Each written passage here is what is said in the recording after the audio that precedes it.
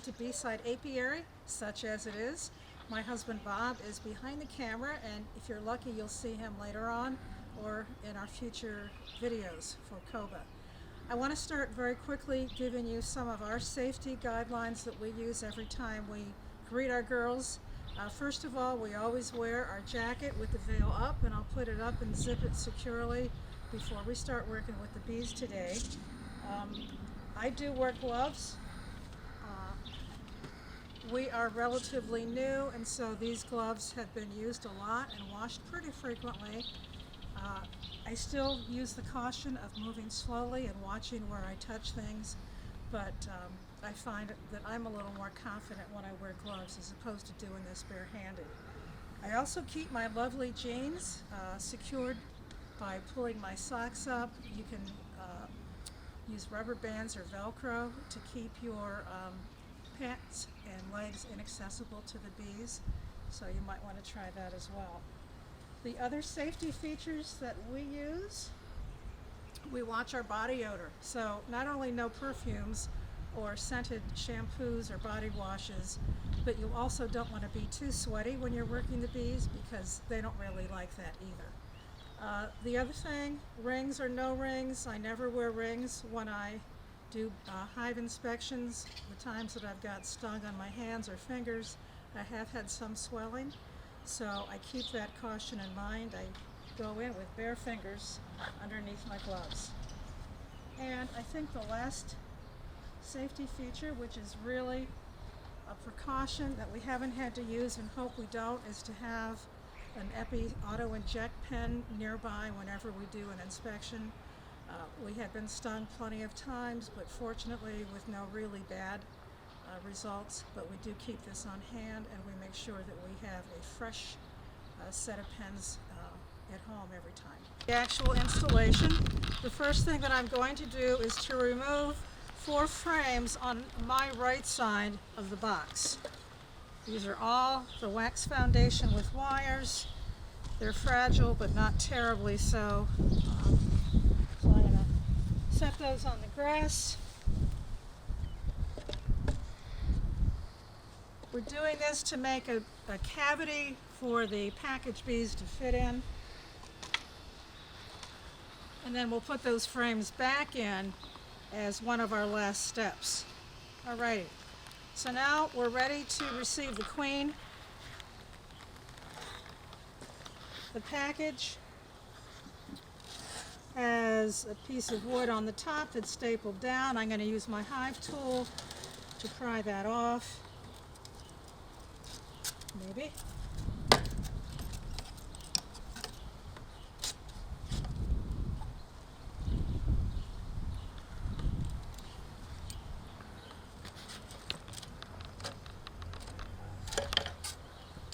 So we want to do things quietly and gently.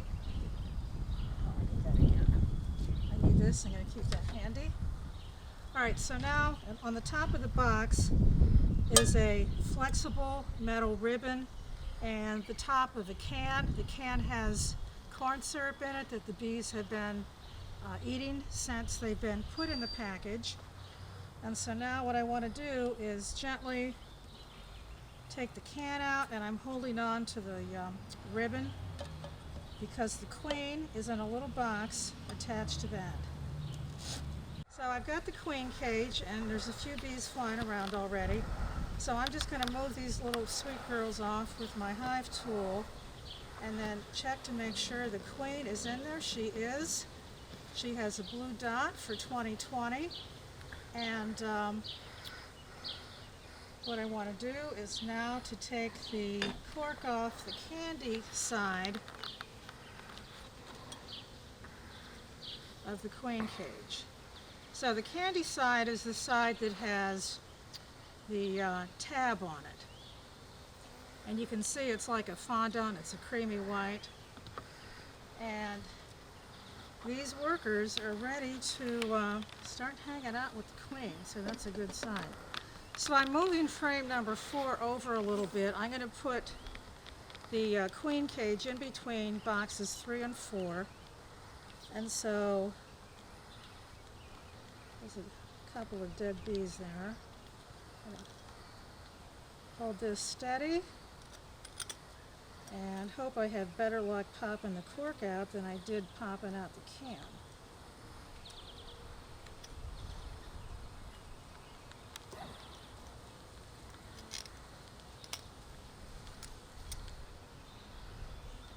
There we go.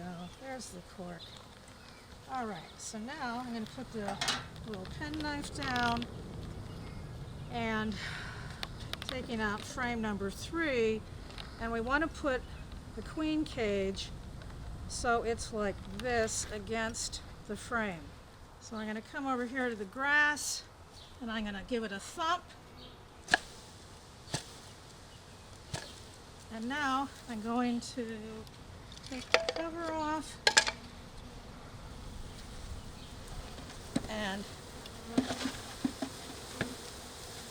pour the bees out into this opening in the box. And there's still a lot in here. I'm going to do another thump. Pour it again.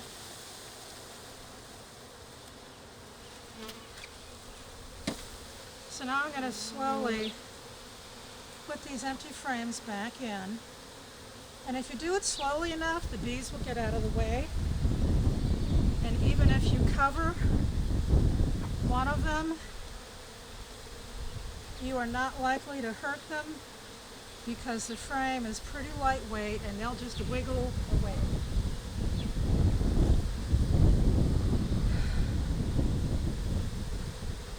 So now on this far end, there's quite a few bees, but as the frame slides down, the bees will move out of the way.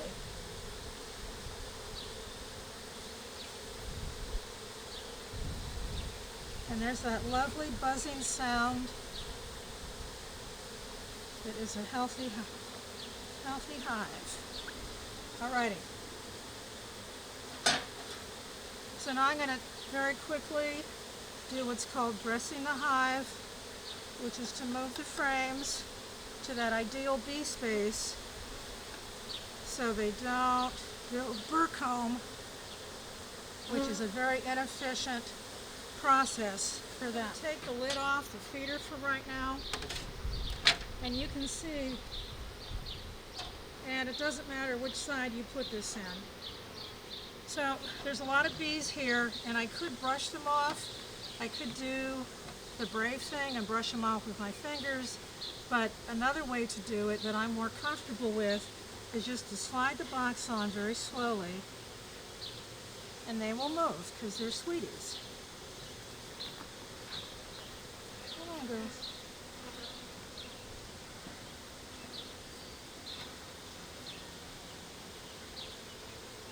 Okay, sweethearts, come on.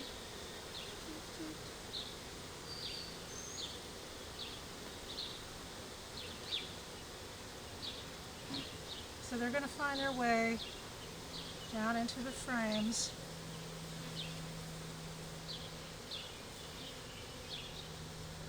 They're very mild right now. Not only have they been cooped up, but they don't really have a territorial sense yet.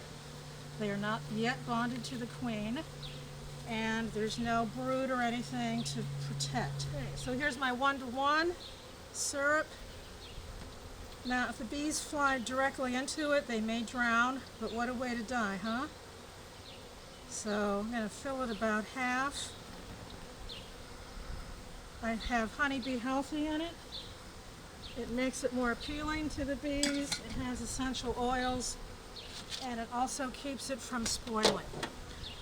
So now that the lid is on, the bees can't get into the syrup directly. They have to go up from underneath through the frames.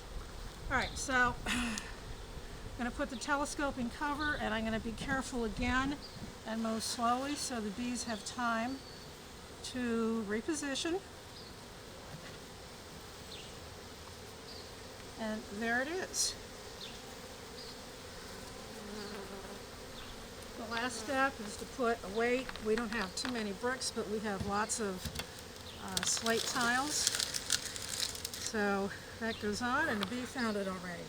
And there you go, easy peasy. The bees that are still in, the packing crate will fly out and they should all be in the hive by this evening.